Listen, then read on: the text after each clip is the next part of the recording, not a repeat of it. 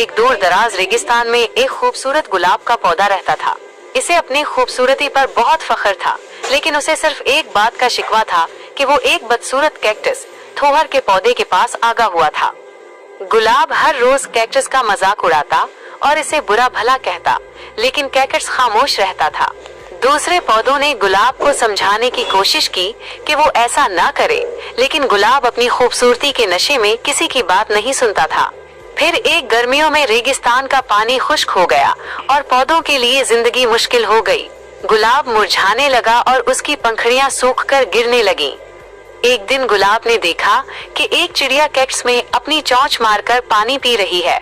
गुलाब को अपनी पिछली बातों पर शर्मिंदगी महसूस हुई, लेकिन प्यास की शिद्दत की वजह से उसने हिम्मत करके कैक्टस से पानी मांगा।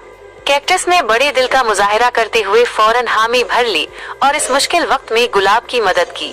यूं दोनों पौधे रेगिस्तान के इस कड़े वक्त में अच्छे दोस्त बन गए। अखलाकी सबक, द मोरल, किसी को भी इसकी जाहिरी शक्ल सूरत से न परखें। असल खूबसूरती इंसान की शक्ल में नहीं, बल्कि उसके अखलाक और जरूरत के वक्त काम आने में होती है।